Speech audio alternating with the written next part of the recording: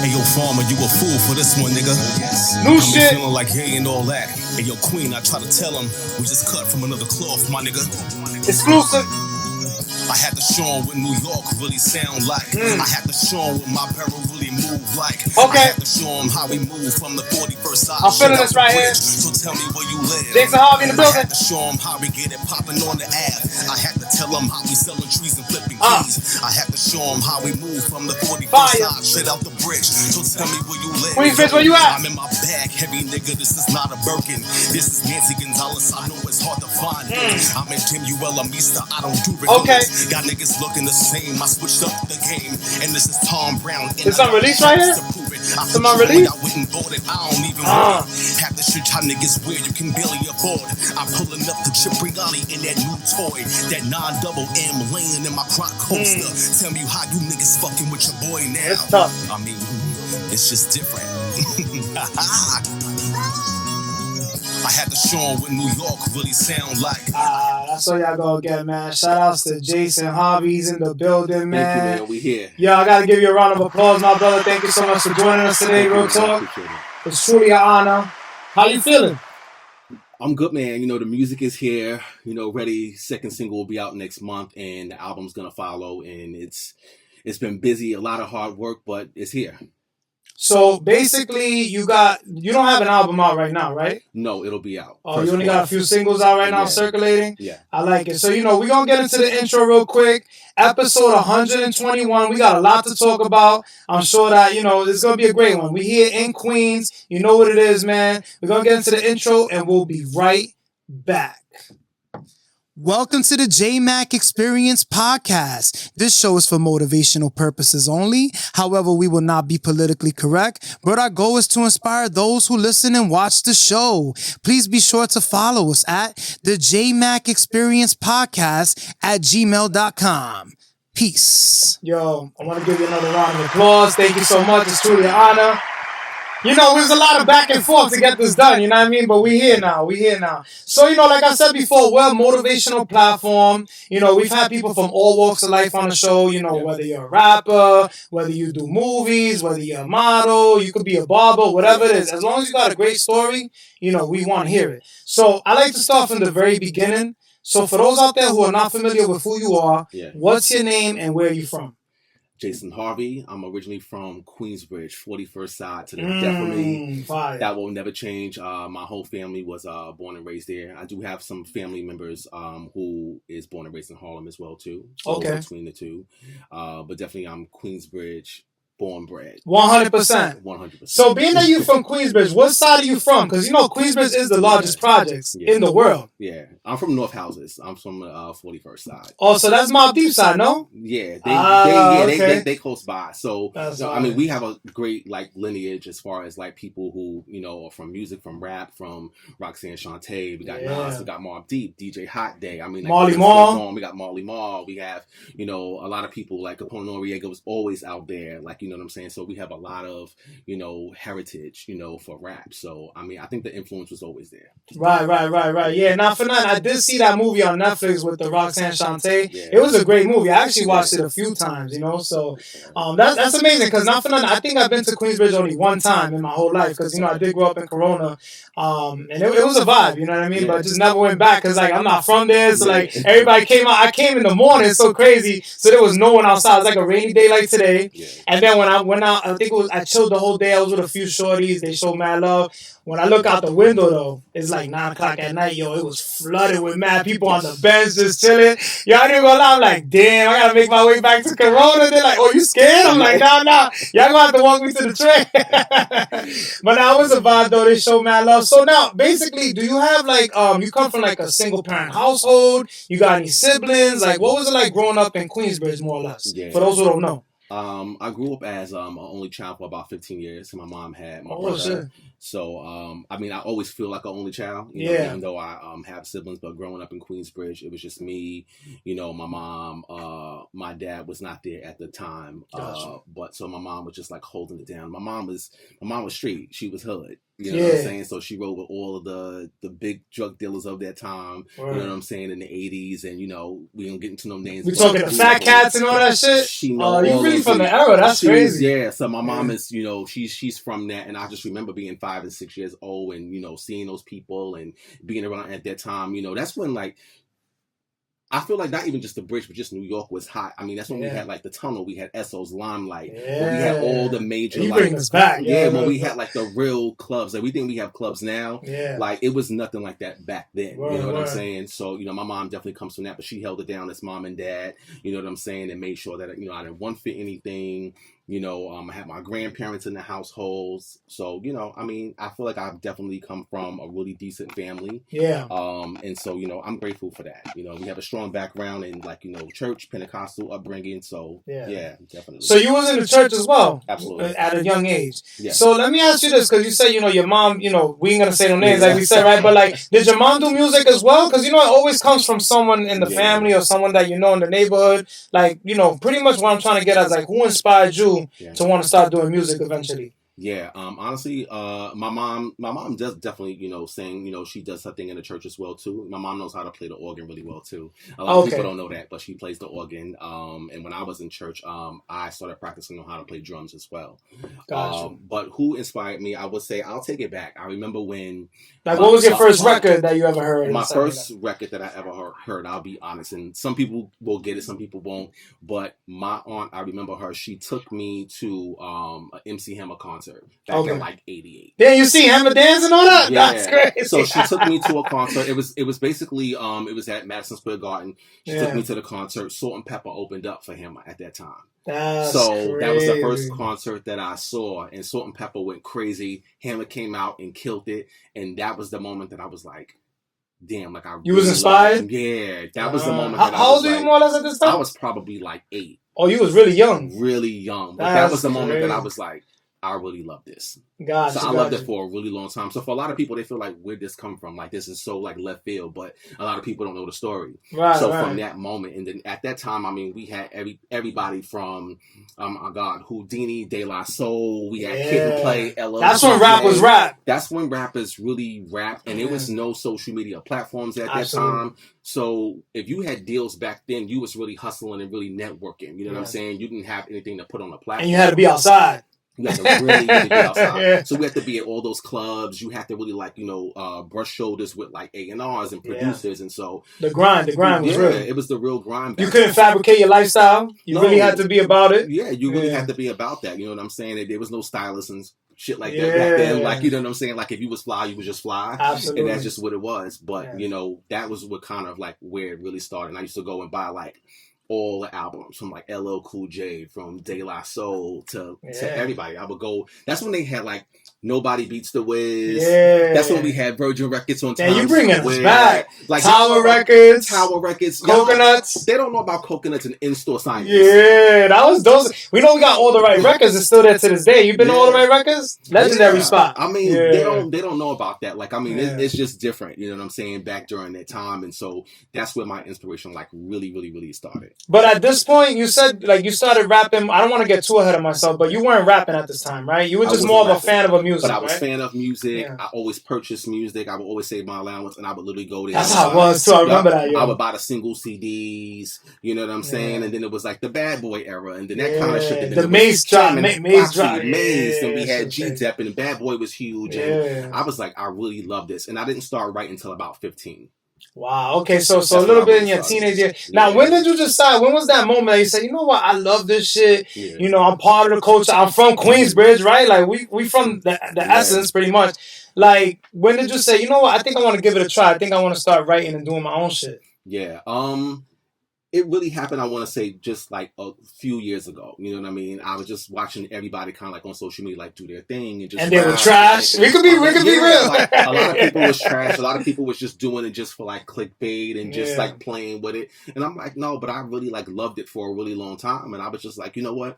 Let me just figure this out. I didn't even know where to source beats. Yeah. I didn't know, that I didn't even have an idea. I thought that you had to like sign to a label. We had the J-Ons. Remember the J-Ons instrumentals and shit like that? Yeah, it was different. I didn't even know that, like, as an independent, person, if you want to like do music, like, you can purchase beats and go and get studio time. Right. I thought you needed a label. Yeah. They had to put you in the studio. So when I realized that there were so many things available, I was like, let's just go there. Yeah. Like, let's just start and let's just do it. I didn't worry about things like numbers too much. Yeah. Sometimes you just got to get out there and you just got to put yourself out there. Nobody starts off with just like astronomical numbers or anything like that. So I didn't care about numbers. I was like, let me just do my shit, do what feels authentic and fun for me, and then put it out there and let's see how it goes. So you were truly just trying to find your way, trying to see what your sound is like, all that stuff, more or less, right? I felt like I always knew like the sound. I always know it's going to be like true New York. I mean, even when I first started to write like this project, I had a lot of drill beats in front of me. Oh, you focused the drills? I had a lot of drill beats in front of me,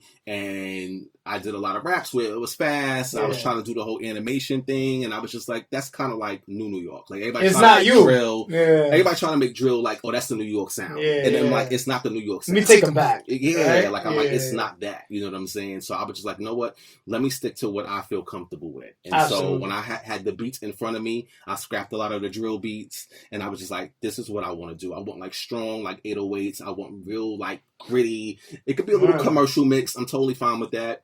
But I wanted to feel like New York. And you want to come from the heart too, right? 100%. You don't want to be like everyone else, like, oh, because this person's rapping like that, or Ice Spice got this banger, I'm going to try to do that. Like, everybody's different. And that's what I think we're missing nowadays. And I feel like this year, I don't know if you agree, but we've had a great year in hip-hop. We had the Clips drop a crazy album, Mobb Deep. Big L drops tomorrow. He's actually album of the week. It's coming back around. They say everything comes back full circle. Definitely. I feel like it's been like too long where and I'm gonna be honest, even me, I do music as well, but I just haven't been inspired. You know what I'm saying? Like the music's been out. It's just like, it sounds good. I'm not gonna lie. I'm not a hater. There's certain music, but you can't feel it. Like, I want to feel the music. You know what I'm saying? No, 100%. And I think that that's what music should make a person feel. You know what I'm saying? I think that it should make you feel like some sort of emotion.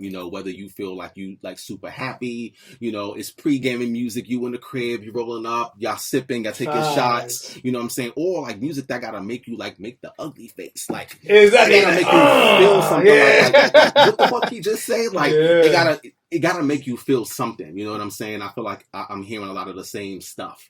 So I was like, well, I want to hear some of the shit that I want to hear. Yeah. You know what I'm saying? And so I said, let me do my own shit. The beats that I have, the producers I'm working with, they're really dope. You want to give them a shout out? Who you working with right now? Farmer is incredible. He's who did the beat for my single. Buck Roll, who a lot of people know Buck Roll. Buck Roll has 2 records, on my project. Yeah. Where they all from Queens as well? Different places? They're not all from Queens. Everybody's from like a little bit like all over. I have people who done beats for me on this project who's from like Germany. From that's fine. That's what I'm saying. The internet's powerful, right? Yeah, it's really powerful. You know what I'm saying? And when I kind of sourced the beats from these producers, I didn't just like purchase the beats. Absolutely. I went to all their social medias, reached out, had conversations with each of them because I really wanted to kind of get to know them. Building a relationship? Yeah. So even when I started to like record some of my music or had even like demos just like in the notes in my phone, I would send it over to them and be like, how do you feel about this? Like, do you think I, killed it? Like, how are you feeling? You know what I'm saying? I mean, I know the decision is ultimately mine, but I want these producers to be like proud too at the same time. Blown away at the end of the day. And not only that, that's what makes you a better artist sometimes when you're open to criticism. Because I feel like a lot of times, even in the rap industry, it's kind of hard to work with certain artists because they're not open to criticism. Like even Dr. Dre, like they say working with Dre, like it's like almost impossible because he's a perfectionist. And like a lot of people can't cut records with him because if it doesn't come out the way he wants it, which I feel like because they're stuck in their way. Yeah. You get what I'm saying? Yeah. That's good that you want to build the relationship and basically you're always trying to better yourself more or less, right? Yeah, 100%. I like that. I like that. I also have my next single is the beat is done by Dizzy Bango. Oh, fire. And this record is just crazy. What's the name of the record? Can I get an exclusive? It's called Atlas. Atlas? It's insane. It's bananas. I'll give you a little bit of a backstory about Atlas and how that came about. Tell me. I remember talking to one of my homegirls, and I was just like venting to her, going like, I was dealing with some shit, and I'm just like, yo, I'm sick. I feel like I'm carrying all this weight. Like, I'm sick of the bullshit. And so she was like, oh my God, like, you're Atlas. And I was like, what? Like, what? And she was like, no, it's one of the Greek gods. Like, okay. I was like, what the fuck does that mean? I thought the Atlas of the map. Yeah. So if you ever seen one of the Greek gods, like, he carries like the big globe, like, on his shoulders. Yeah. So she told me, she was like, when you go to lunch, she was like, I want you to go across the street from St. Patrick's Cathedral. And there's a big, like, statue of him there. Okay. And so when I went there, I looked at it on my lunch break, and I was just like, oh shit. I'm like, okay, cool. So I'm looking back at the cathedral, I'm looking at the statue, and I was just like, bet. And then I was like, I didn't have a beat for it. Did you feel it at that moment? I felt it at that moment. I was like, okay, I'm doing a record. It's going to be called Atlas. That's you know what I'm saying? And then when I heard this beat from Banco, I was like, this is it. Yeah. I was like, this is it. Let me ask you, sorry to cut you off, but like when you select beats and stuff like that, are they sending you, because you know, well, I know when I go through beats, I don't know if you do the same, but like I'll go through like 100 beats, right? And sometimes I don't even find one that I like. But maybe I find like one or two. You know what I mean? Yeah. Like, is that the same process for you? Or like once you get a beat, you're already like, I think I automatically sign clicks and you can work with that beat. I'm real picky with beats. Yeah, I'm the same way. Yeah. I go through hundreds. I go through tons of beats. I'm real picky. Again, you know, my beats have to resonate with like real New York. It has to resonate with like my sound. And I usually like I work a little bit different than artists. Like I feel like there's a lot of artists who like they can like write music and then they find beats and try to like make it mesh. I'm not like that. Right. So usually like when I did my project, like I already knew all my subject matters. I had titles for them. No lyrics were written yet. Yeah. I just have titles. So when I hear beats, I let the beats move me to what that emotion feels like. Gotcha. So you hear it a whole bunch of times, right? I have to hear it a whole bunch of times. Yeah. And sometimes I'll hear a beat and I'm looking like, this needs to make the cut, but I don't have shit to say yet.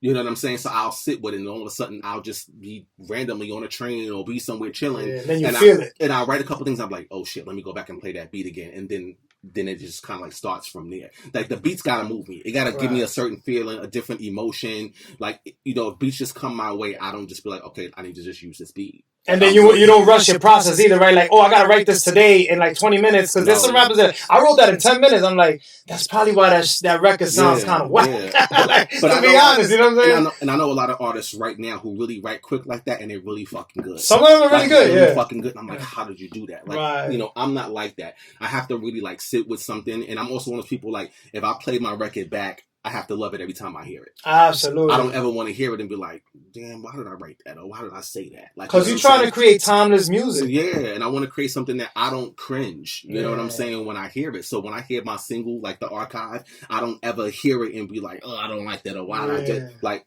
I love it every time I hear it, and I don't feel like, you know, a way about it. So I don't believe in rushing the process. I don't believe in, you know, doing any of that. Like it got to stick with you in a certain way. I like that. So more or less, like, how long does it take you to complete a record, like a full record, more or less?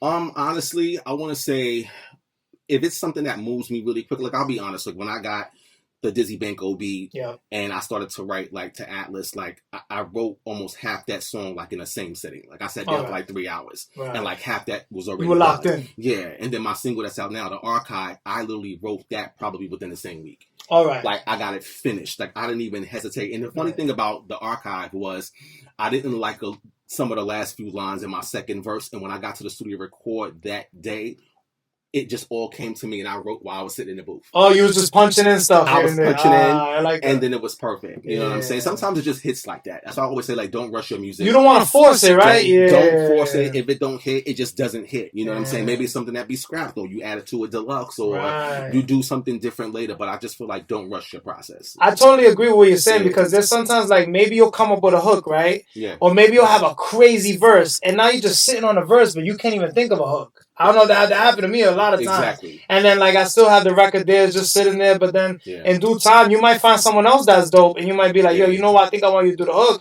or I want you to fill in the second verse. That's the power of music, you know, especially when you collaborate, you know what I mean? Yeah. Are you collaborating with other artists at the moment, or just solo right now? On this project, I didn't work with anybody. Solo? Yeah. I like it, I respect it. I have a remix to my single, with the artist Messiah, which is the remix is amazing as well too. Yeah. But aside from him, I didn't work with anybody. I really wanted people to just hear me. Because people were just so shocked. And I was like, I don't want to lean on nobody. I don't want nobody to feel like, oh, this person carried you, or this person kind of like helped something. I was like, no, I really want people to hear me, hear the stories, and like really get into it and feel like gritty. And even when I put out my first single, everybody was like, classic rap, this sounds like New York. Oh my God, you can tell you from Queens. Like this, the sound of it just sounds like different. And when I started to get that feedback, I was like, I accomplished the mission. Yeah, you felt like you're doing. It gave you like the stamp of approval kind of thing, right? It gave me the confidence, and I was like, this is exactly what I wanted to feel like. So when I hear other artists, even like Connie Diamond, she fire. When I hear those girls, I'm just like, that's like New York to me. That's New York, like the grit, like that's it. You know what I'm saying? I'm cool with all the new stuff, but there's just certain sounds that's for me that's just like real New York. Like, and those are like two artists that I really like a lot too. Like, I don't just like the guys, I like some of the girls too. I like that. That's you showing love. I'm the same way. I'm a huge Nicki Minaj fan. Absolutely. I listen to, obviously, I went to school in the Bronx, so I do like some Cardi records. She's Spanish. We gotta support the Latinos. You know what I mean?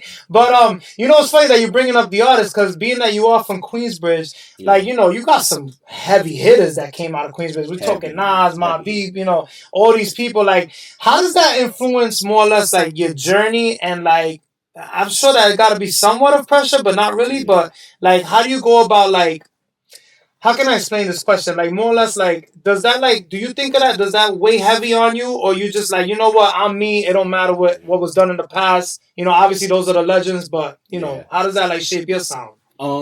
It weighs some pressure at sometimes. Yeah. But even when I was like writing this project, anytime I felt like I had like a little bit of like a writer's block, I'd be like, okay, let me go listen to Foxy Illnana. Let me put on Illmatic. Let me go put on Ready to Die. Mobb Deep. Let me put on Ready to Die. Like, let me listen to all the things and people who inspire me. And, I sit back. And one of the things that I love about rap, we live in right now where music is everybody's heavy on the metaphors. Yeah. The punchlines. Everybody think they Lloyd Banks. Everybody feel like if you don't have a punchline, like Nicki is the punch queen. Yeah, I don't care what nobody say. Like, she's one of like the illest at punchlines. And I feel like that's kind of like new. That's like early like 2000s, kind of fading into now. And when I listen to Nas don't really do a whole lot of punchlines or metaphors. Yeah. But Nas can tell a story, tell his ass over a story. I Gave You Power, and one of the best records ever. Like he's like a beast at that. You know what I'm saying? I remember Nicki said in one of her interviews, like, yo, a lot of her favorite rappers are not metaphoric. They don't have a whole bunch of punchlines. Yeah. And so I remember when I started to write my project, and I was like, oh, but I need to find a punchline. Or I need to find something that people can put as a caption for their post on Instagram. Like, I need to have those kind of moments, and I'm just like, get out your head with that bullshit. Like, write what you write, because you never know what somebody will take from your record and highlight or quote. Like, you just don't know. So I'm just like fuck all that. Like, just do what you do and just be genuine to it. And I think that people will kind of like receive that. I like that. Now, you did say that you kind of started a little bit later on. Yeah. If you don't mind me asking, what were you doing before you started making music and stuff? What was like your aspirations? Honestly, it was always music. You know what I'm saying? And then I had went to school and I had studied journalism as a minor. Oh, nice. Yeah, and then I had wrote for GQ and Details magazine for their .com. Oh, that's fine. Hold on, we can't just skip over that. Hold on, wait a minute. So you was a writer for GQ? Yeah, they actually found me. Bro. They actually found me. I had started a blog when blog wasn't even like a whole big thing. Right. At that time, I did it around, I want to say like 2010.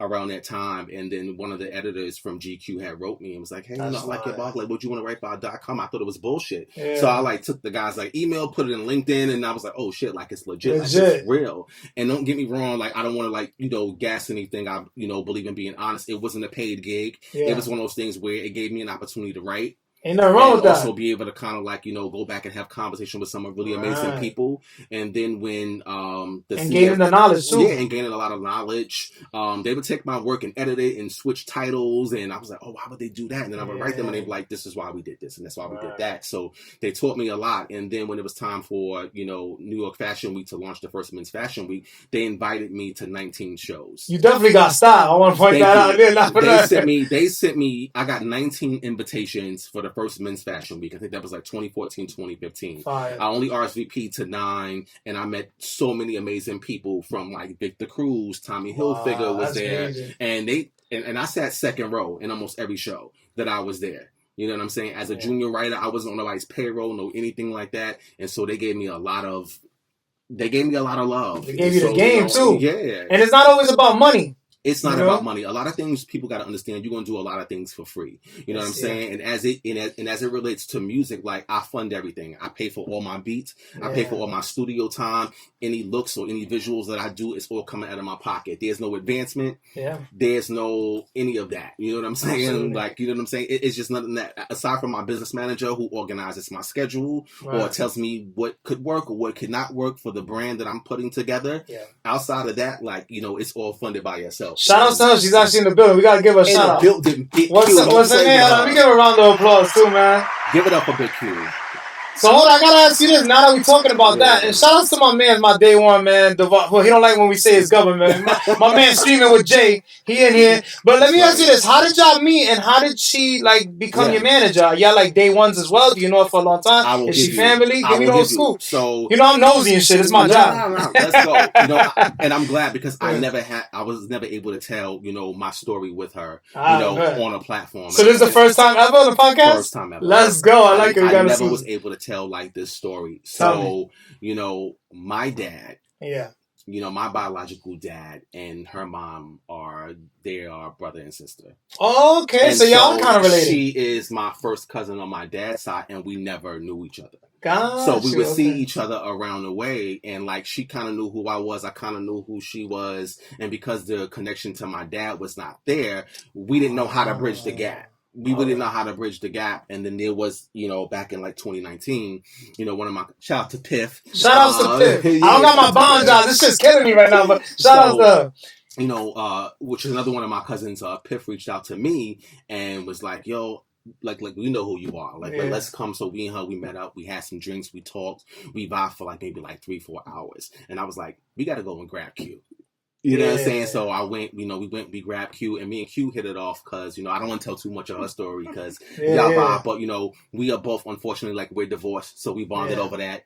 I have a son who's a teenager. She got a son who's a teenager. So we vibed over a lot. You know what I'm saying? Yeah, that's crazy how everything's aligned, right? And so, she is really, really heavily influenced by music and she knows music a lot. I'm talking about like from stats to everything. Like she is beast. Yeah. So when I started to do mine, I'm like, I gotta bring you on this journey. Like you gotta put me in the right, like, you know what I'm saying? Like even today, she's like, you're not missing no interviews. I don't care about no fucking ring. Like we outside. We outside. Like I ain't gonna front not to cut you. I'm like, I hope you don't fucking cancel. I just came 5 hours. But I knew you was legit. legit. When you said I have a manager, I said, oh, all right. Yeah. So I like that. She doesn't play. You know what I'm saying? So if I get any opportunities or to fly out anything, she's like, okay, so let's work around your work schedule when we flying out. Let me look at like she's on it. I like that. You need that though. She's a beast. You can't do everything on your own sometimes, even though you want to. You can't. But like, even me today, I got my day one. Like, it's like, it's a lot, especially, what it is with music. Like, and it was funny you said that before. Like, you're always spending. Everything's money. So like, that's crazy. So I'm glad, like, and hold on, how far along in your journey did she come along, more or less? We've been around for since 2018. So we about 7 years in? 7? Oh, so y'all been rocking out for a little bit. I thought it was like 1 or 2 years type shit. No, it's been over 5. So I mean, we've definitely been rocking for a really long time. Last year we spent the holidays together. We had our sons together. We try to keep them connected. As 2 young black boys. Right. So it's what's up. Family's everything. Sometimes you gotta break that generational curse. And it's funny that you were talking about that. I'm sure that you like. It's funny sometimes like. You miss out on so much time, and you're like, I wish you would have done this sooner, type of thing, right? We always say that all the time. You know what I'm saying? But sometimes, the timing just happens when it needs to happen. Absolutely. You know what I'm saying? Yeah. So, I think at the time when her and I met, I don't even know. I was already divorced. I think you just got divorced, right? Yeah, she just got divorced. So she got divorced. I was able to help her because My divorce already happened. Oh, you was. I was already 3 years in my divorce. Oh, damn. Hers Okay. just kind of happened. Gotcha. So we were able to really kind of like just bond over. So y'all connected on that first. We connected on that. And then the music was like, oh, this is meant to be. Came on and everything. That's crazy. Too. And low key, she spit too. We say she got buzz. Oh, now we're gonna have you come up here and do a freestyle before you leave. Like that's where I get it from. My dad's side of the family, they rap. They're musically like really inclined. You know so that's where it comes up from. More or less. So the more that I got to know that side, I'm like, damn, this is where it comes from. Like I don't know everybody over there rap and dabble in music, and so it's from that side. I'm definitely gonna give them that. I like it. Now we gotta talk about fatherhood. You said you got your son and stuff like that. How's that been? You know, how's that journey been? Because I got full custody of my daughter. So, okay. You know, as you may know, like it's not easy. It's never easy to be, a parent. You know what I'm saying? Like me and my son, we follow each other on the gram. Sometimes he posts things, and I'd be like, why he post that, or like why he do like he collected birthday money. He had a birthday recently, and he was holding it to the air.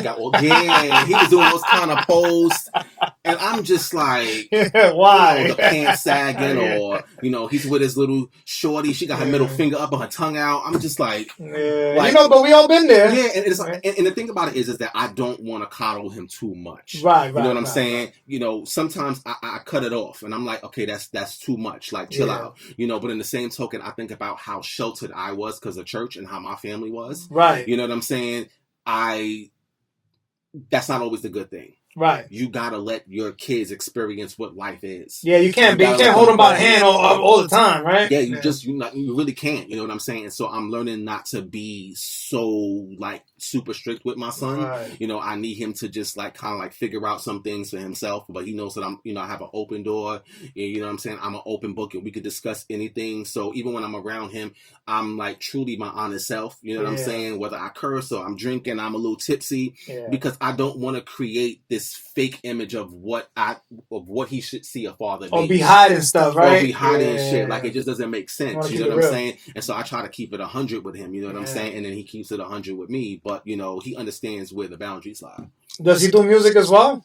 He started writing. So I brought him into the studio with me, and then he tried to start to write some stuff. And I saw some curse words on the paper. I said, "Right, you're getting too comfortable." So like, this is where we draw the line. But my son is an actor. So, he does movies. He likes to act. Yeah, okay. He played in the Hulu documentary for Mike Tyson. He played that's fire! As a kid, he did a couple of shows on Netflix as well too. Right now, he has a really, really huge opportunity. I can't say what it is right now. So we signed the ink. Because I'm an ass. So you're like, hold on, I'm gonna say. I'll tell you what. But he's close to signing the ink on something really, really, really, really major. And he's been waiting for his big moment. That's so awesome, I'm just like, I'm like hanging in. So he got something in the works right now. See, that all in itself, you're already successful. You know what I'm saying? You're a great dad. Your son's on the right path. Nothing's ever perfect, right? Especially in the world we're living in today. But you know what? At least you're there. Yeah. Right?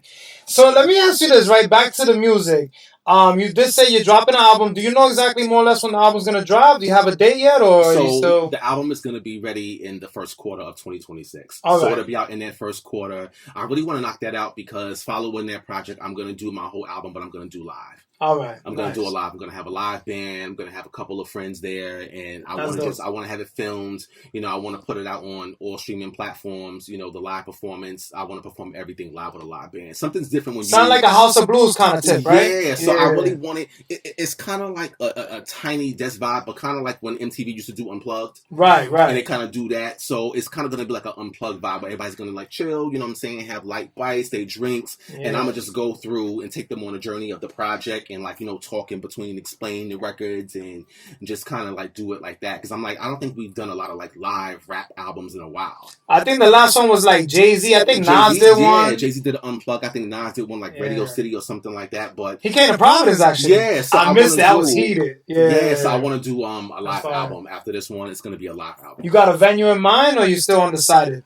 I'm a little bit undecided, but definitely I'm gonna do a really big album release party. Nice. I do have a venue for that. I need an invite. Yeah, I'm talking to you and your manager right now. I definitely gotta come through. It's gonna be in the building. It's gonna be at a really great venue in the city, in Midtown, and it's gonna be really it's gonna be dope. So I just really want a lot of other artists to come and like-minded people who are entrepreneurs and business people, and for everybody to just kind of like brush shoulders. It's gonna be a really cool environment. Definitely a diverse mixed crowd. So I'm excited about getting this project out so I can do the live album. Yeah, I'm excited for you, man. I feel like the live album, I'm really going to be able to like interact with people. Yeah, hell yeah. That's going to be a vibe on itself. And then you're going to document and all that stuff. That's amazing. And maybe put a little documentary together too. So I like that. Now, you know, I did ask you a little bit before, but like, more or less, do you have a set studio that you record at, or do you record at home? You know, everybody got their own little studio now. Where do you go to record your music? I wish I could record at home. Yeah. This project would have been done. You gotta get your little setup, Christmas. I wish I could, you know what I'm saying? But learning how to engineer all that, I feel like it's I a whole nother animal. I record at Lounge Studios. Lounge? Where's that? Where's that? I love Lounge. It's a little bit like downtown, like not too far from like I think like Chinatown. Okay, gotcha. So I record over there at Lounge Studios. It's a really, really great studio. I know Solange did one of her projects there. Oh, that's fire. Kanye has recorded there. A lot of great people. The engineers there are really, really good. They did what was the most recent one? What is it? Chromacobia for Tyler the Creator. That was a dope album. Yeah, he did his project there too. So the engineers there are beasts. Yeah. And I love it because the room that I actually recorded my single in, they actually have it set up for if I wanted to have a live band there, I could record a whole live album. Oh, yeah. Which is really good. So I record there. I wanted to do something at Quad Studios at some point. I was going to say, I've been wanting to go there my whole life. Yeah, I wanted to do Quad just because of, you know. It's expensive, though. Quad is expensive, but I just feel like it's something about when you get in those spaces where a lot of the greats. The influence, right? Yeah, you feel it. It's a different vibe and a feeling when you see their plaques on the walls and you just like, damn, like, you know, that could be you, right? Like, you just never know, and I feel like it's like a good energy. Hell yeah, you know I agree. Especially when you have a passion for this shit. It don't always the fuck the money. You know what I mean? Like if you can afford it, just do it. Just do it. Like my thing, I still want to do music, you know, but obviously right now my lane has been this. I've been doing really well with it. And but my first passion is music, man. That's why I think this conversation has been such a great one because you could do it. Yeah, hell yeah. You can do both. I heard your music, like you can do both. I appreciate it, man. We definitely gotta get one too. I'm throwing that out. We gotta do it because what I'm gonna do is too. I'm gonna do a mixtape for the podcast. I'm gonna have all the artists that I had on the show. It's gonna be something different. So we got a whole bunch of ideas. You had some good artists on this too. Oh yeah. Really, really good artists. Oh yeah, and I've had artists that do all types of music. I even had a rock band and shit like that. Wow. So yeah, it's crazy, man. So how do you balance authenticity with the pressure to make music that sells nowadays? That's tough because that was the space that I was in where I felt like, well, damn, I need to make records where like I had a record that I scrapped on my project and it was very it was melodic. Right. It was like the singing joints. We had a little auto tune. We played with it a little bit. It was kind of like a Future kind of. You be singing stuff like that too a little bit? I could, but I felt like I was doing it to fit into the mold of like. It wasn't you. You know what I'm saying? So I felt like the record was hot. You know what I'm saying? But I was just like, I don't really want to do the singing shit. Like I really don't want to do that. Yeah. And I was just like, you know, I was going back and forth. And when I look at some of the records, every day I look at like my discography, and I'm like, I'm glad I didn't put that on. I'm glad I didn't add that. You know what I'm saying? I feel like where it is, it's where it's supposed to be. But I started playing with that. But you know, you can't fake your own authenticity. You know what I'm saying? Like, I could fool anybody. I could put that out there and they'd be like, oh, he sings, he does a whole, like, Future shit. Yeah. And they'll believe it. But if inside I know that that's not, like, really me or the direction I really wanted to go to fit into something, like, it just doesn't make sense. And then eventually you're going to lose that fire. Yeah. Because it's going to be work. It's not going to be fun no more. Yeah. You know, because you're trying to keep up with the image. And then when you start that kind of, when you kind of start those kind of trends and you put yourself out there, especially as a new artist, people expect that from you. Exactly. So now I want to do another project, and now I'm giving you more like Nas and Queens. Yeah. People are like, well, where the singing shit? What happened with was he on your Drizzy last week? So I was just like, so I was like, let me not do the drill, let me not do the singing, because if I do that, it stamps me where people just feel like, oh, he's changing too much. Hell yeah. I want the old him, and I'm like, nah. So I was like I gotta leave it alone. I like it, man. Now, have you got any artists that you want to collaborate with at the moment? Maybe locally, or you know, somebody that's already on, or anybody in mind for the future? And to be honest, I like a lot of really like eclectic artists. Okay. Like I like a lot of like crazy shit. So I like Azealia Banks. Azealia Banks, fire. Yeah. Azalea's a beast. I don't know what happened, man, but you know, she had a little run. And I love that about her. You know what I'm saying? She's so Harlem, she's so New York. I like Azealia Banks a lot too. There's another girl on Instagram. You probably don't know. I'm gonna send you her. She's hilarious. Send me her music. Fuck. You probably know who I'm talking about. It's her and her mom. Her name is Diamond. They do all this crazy shit, and she just be singing off key, all type of shit. I DM'd her mad times, and I was like, yo, I want to work with you. Yeah. Just for like, I'm like, something about her, like, I think that she's like fucking dope. I think like she's different. She's different. She's just so different. She got CDs and all type of shit, and people think she's like a joke, and I'm like, nah, she's on streaming platforms, like, but she's like just really different. You know what I'm saying? So I really like her. I mean, like, the list goes on, but I like a lot of local people. There's a lot of local people still in the bridge too. That's all. And I gotta keep highlighting Queensbridge that I for me. really, really, really like. Even people that I went to school with. Yeah. And I'm like, oh shit, like you got albums out? Yeah, like, I didn't even know you right. It'd be like that sometimes, right? Put me on to a guy who lived across from my building, and we were like best friends. We went to school together for years, and he got projects out and like dope as fuck. And I'm like, oh shit, like it's a lot of people who like really rap out there. Yeah, like people who was a part of like teams like within like Nas's camp, like they rap. Well, that's kind of how Dave East got discovered. I didn't even know. I thought the whole time he was all from Harlem, but he's actually from Ravenswood as well. So like, I guess he's seen Jungle, and then Jungle gave Nas the word. It should be happening like that. You know what I mean? Like, it's not like that a lot, but because nowadays, and that's one thing that's kind of disappointing. That's why I feel like the music industry now is where it's at now, where it's like not based on skill as much, but like there was a time like you had to be around. You know what I mean? People had to see you. You had to make a name in your neighborhood or around your neighborhood. But now it's just all about followers and shit like that. How does that make you feel? Do you even care about that, or you don't? I cared a little bit in the beginning, you know what I mean? I feel like sometimes like you need at least like 10K, and then people start to kind of put a little respect on your name. Sometimes people can see that you're dope, but if they don't see your followers at a certain place or certain comments or certain people that follow you, they feel like, you know, I ain't gonna follow him. Yeah, but then like they'll go like all your stories, or they'll like 20 pictures. Oh no, they'll look at all your stories. Or look at all your stories, and then they don't like follow you. And then all of a sudden you turn around and get like 10, 20,000 followers, and they want to follow you later. And I had a lot of people who follow me. I'm so proud of you. Which was like really weird. And I always knew you was gonna make it. And then I would go live with certain people, or they'll see like, or they'll come across certain things that I post, and they'll see people from like the fashion world like comment, and then they'll be like, oh, almost like, oh damn, like you know her, you know him, and then it's like, oh, let me follow him. Like, it's not real. It's not real love. I'm like, why are we going back and forth? You follow me, you unfollow me. Like, what's going on? Like, this is not a glitch. Like, you acting crazy. Like, it just doesn't make sense. Either you support it or you're not, right? You support it or you're not. And the funny thing about social media is that there's a lot of people who are like millionaires, billionaires, and really connected and got like 500 followers. Yeah. Or sometimes not. Look, Jay-Z don't even have Instagram. He don't have an Instagram. Yeah. You know what I'm saying? He activates his Instagram here, there.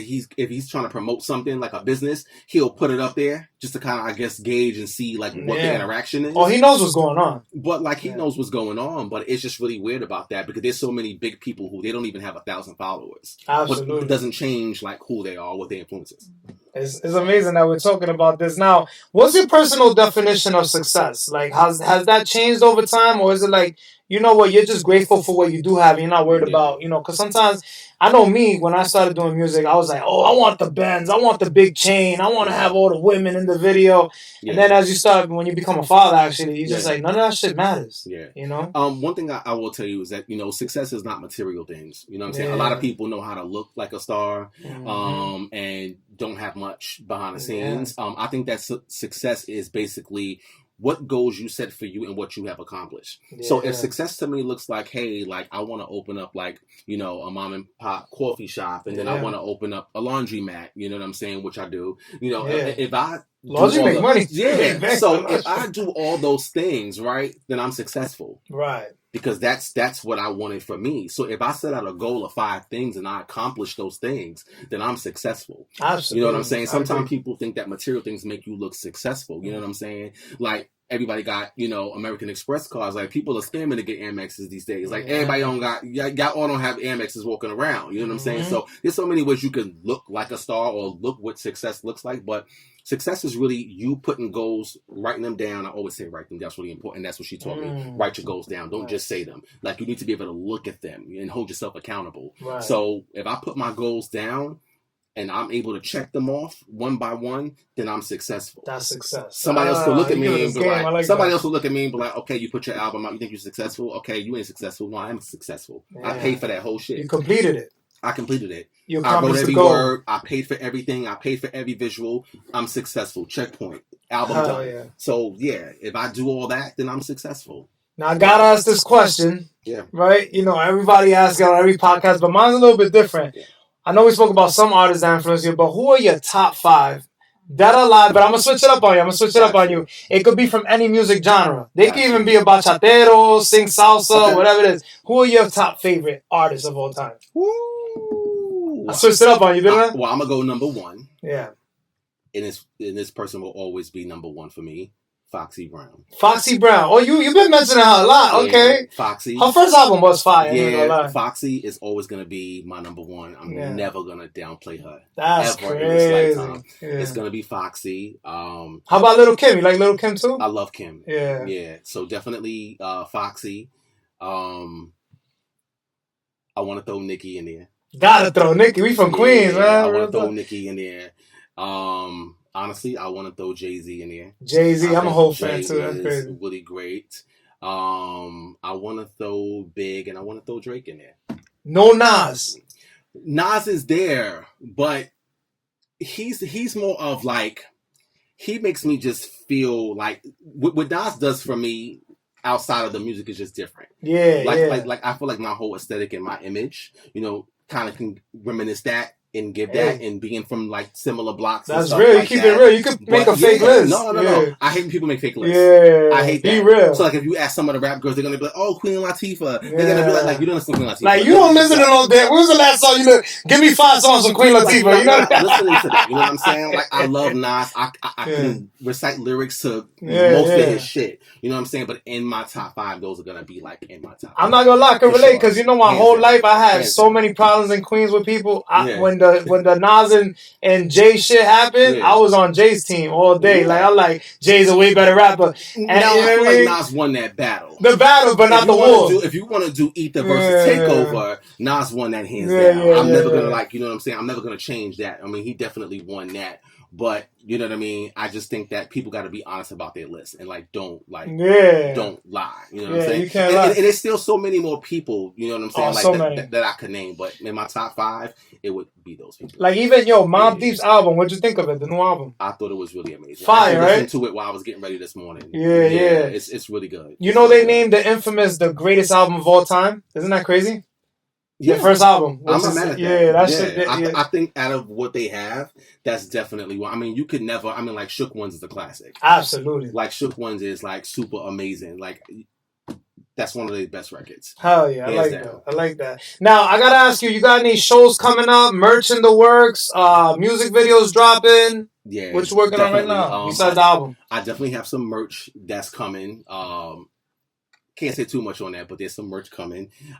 Definitely. We're in the process of now working on a showcase where I can actually perform some of the records and stuff like that as we get closer to like the release of the project. All right. So yeah. So have you done any shows or anything like that yet, or not? I haven't done any shows yet. Okay. Like that's another thing. Like people are funny. Like you're building your way. Yeah, I'm building my way, and I'm really skeptical about. I don't just take anything. Yeah, you know what I'm saying? Because you're doing open mic with like 2 people there. Not saying that whatever you practice, right? But people have to understand I'm real selective about what I do, and sometimes people be like, "Well, you a new artist and you shouldn't be picky. Like start from the bottom." I'm like, no, I get starting from the bottom, but you got to be careful where you stamp your brand, and you can't just take every invitation. Absolutely. You know what I'm saying? Like I think that you got to be careful with accepting every invitation. And sometimes when I get certain things that come my way, I share it with her and we'll be like, I don't know if that's on brand. I don't know if that's really gonna be the thing that you want to stamp, or you know what I'm saying? So, I'm real like selective, and I believe in building your own stages.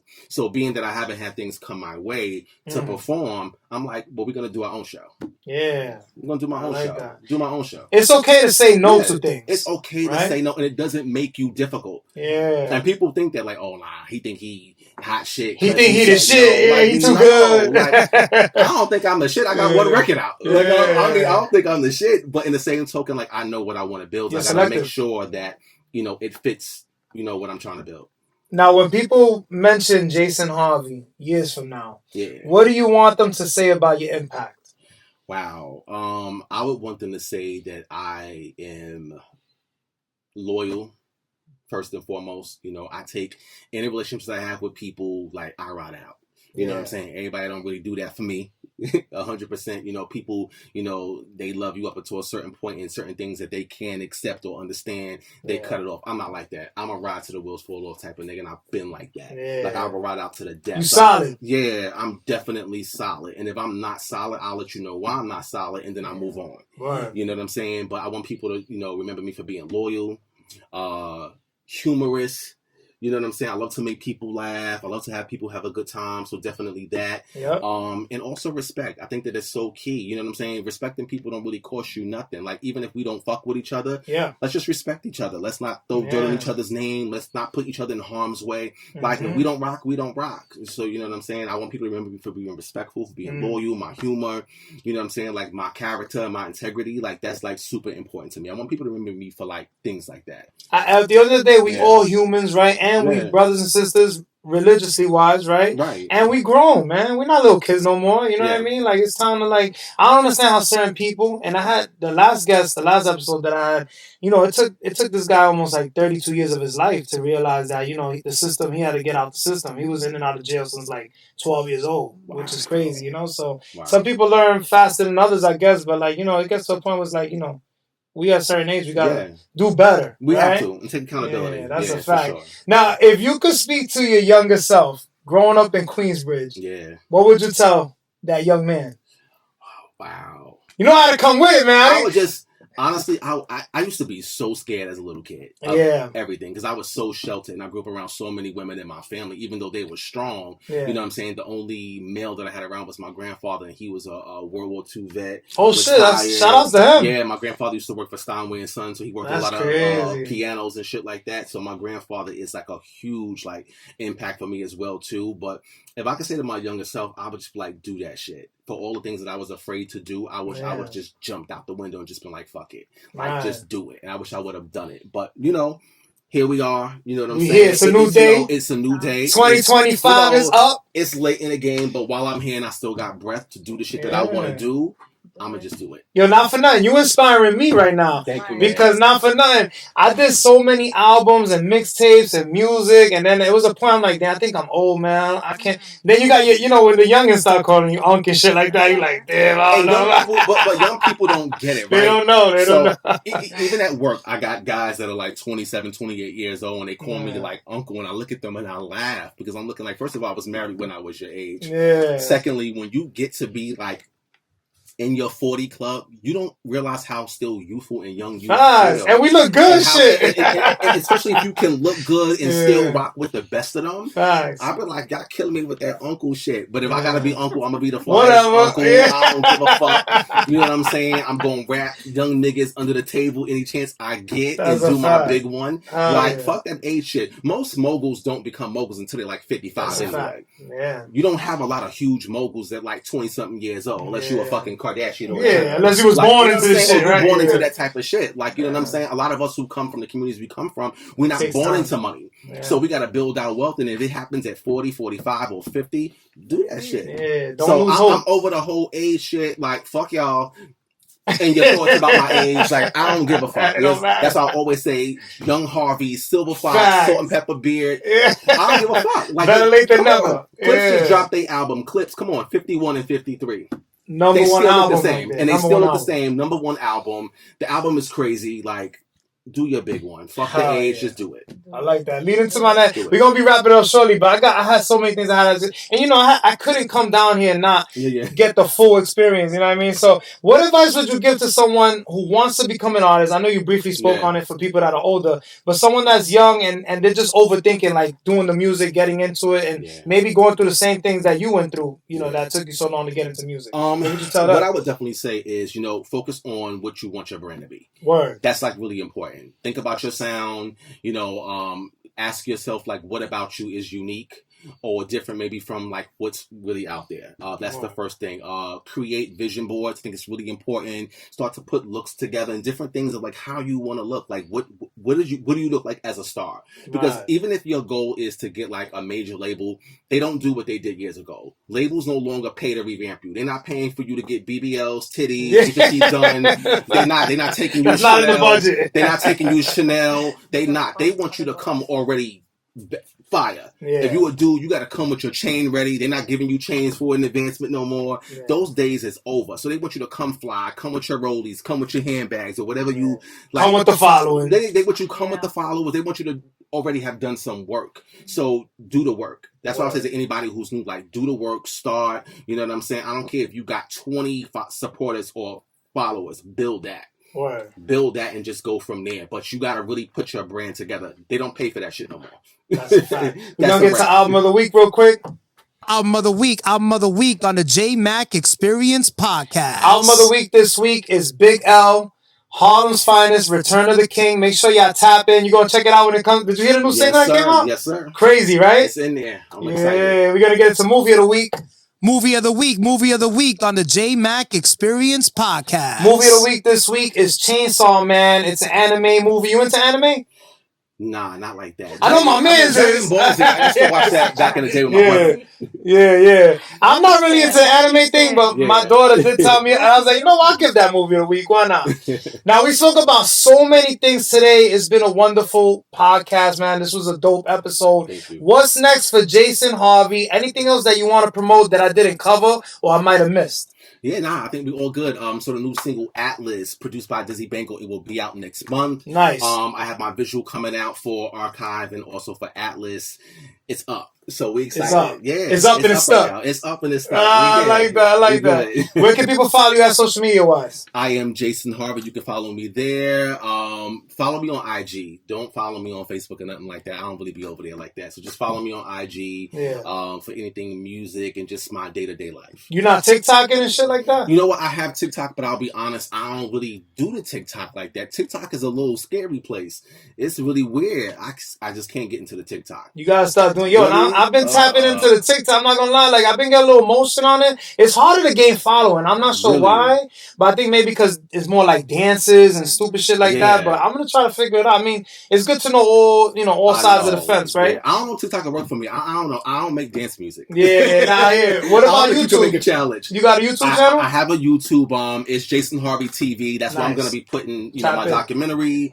My live album performances will be there, so that'll all be on there as well. So, I like it. Now, can people reach out to you to collaborate on certain projects, or if they got an idea or they want to send you some beats, or are you selective on who you work with? No, I am definitely selective, but I'm not difficult. You know what I'm saying? I think that if the beat fits and, I could rock on your beat or you could rock on my beat, we can do that. I have artists right now who, we want to work together, but we got totally different sounds. So we're trying to figure out how do we mesh these sounds, Wow. I don't want to fuck up nobody's brand. I don't want to fuck up my brand. So I think it's just that, when artists come together, like how are we going to do it? But I'm definitely open to anybody who want to send beats or want to collab. I'm here for that. I like that. So you got an email where people can reach you if they don't do social media? Some people don't do social media. You got an email? Yeah, sure. I got an email. So it's going to be jasonharvey.info at gmail.com. And you can send any inquiries there. Any advice for those out there who may be experiencing the same situations you went through or are going through now? Yeah.